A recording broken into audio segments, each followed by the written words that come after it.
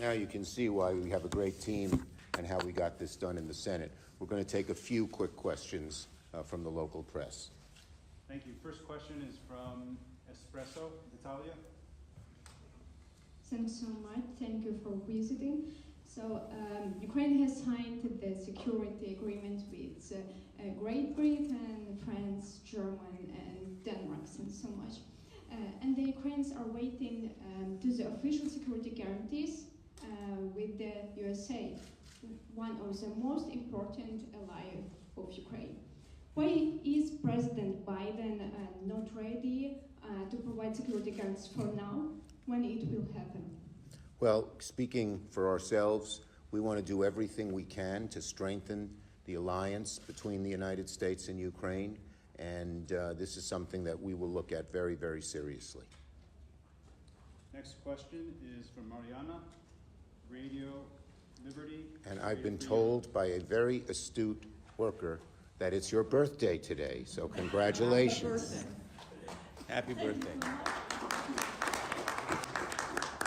If we were in the United States, we would sing to you. In Ukrainian. But we will spare you that. Yeah. Okay, my question is, what is the chance of allocating aid to Ukraine when Congress returns from vacation, and do you have plan B if the House of Representatives will not approve a new packet of aid to Ukraine? Look, we are going to fight so hard for this, and make no mistake about it. There are a good number of very powerful House members who are for the supplemental, Republican House members. And if Speaker Johnson were simply to put it on the floor, it would pass with a large majority, in my opinion. And so we are going to pursue this. We think we have a very good chance of getting this done.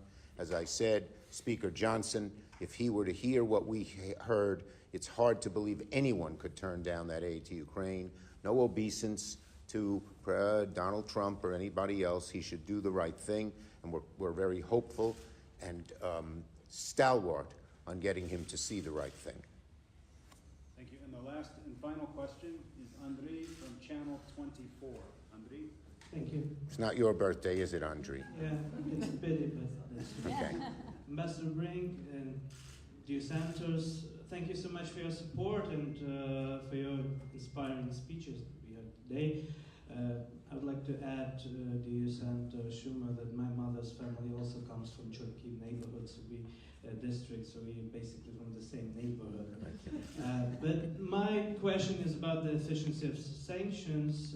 As Senator Blumenthal told us today, President Biden has announced almost like more than 500 new sanctions against Russia. But still we can see that Russia is still able to prolong the war, to continue the war, to build new missiles and drones, and we can see that Western components are part of these drones and missiles, and including semiconductors and microchips from the United States. So are those new sanctions better, stronger, more crucial to Russia? What is the difference? And when we can see the tangible results of the sanctions regime? Okay, so let me first say that nothing will do more for Ukraine than passing the supplemental. So we don't want anybody on the other side to say, well, let's do sanctions instead of the supplemental. We have to do the supplemental and then do sanctions. These sanctions are a good step. We should continue to look at every sanction we can to make sure that Russia pays a price economically and in every other way for its horrible actions here in Ukraine and in many other places around the globe. And we will pursue sanctions in every way we can.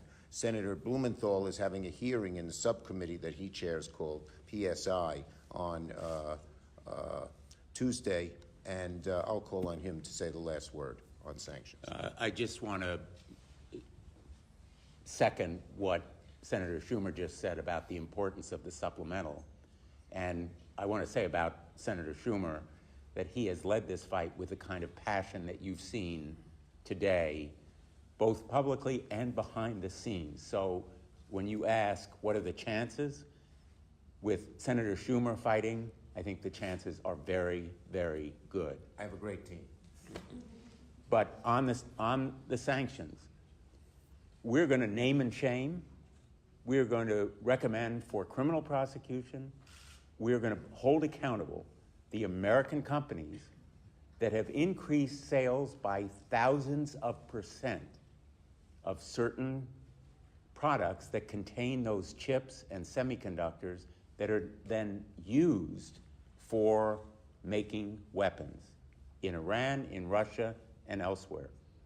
And you're absolutely right to raise this question about the new sanctions. Will they be stringently enforced? Because I know, I'm a former prosecutor, you can have the best law on the books, but it's dead letter if it's not enforced. And I can commit that we are going to open the books. We are going to do everything we can in the United States Congress to expose the flow of these parts and components, as well as the sales of oil, the kinds of support that the sales of oil receive, maybe purposely from American companies, insurance companies and others, because we need to, in effect, strangle the financial resources that are used by Putin to support this war. Everybody thought his economy would be on its back. Hasn't become that kind of economic failure, and in part it's the result of the failure to enforce those sanctions as toughly as they should be. Thank you, everybody. Thank you for coming.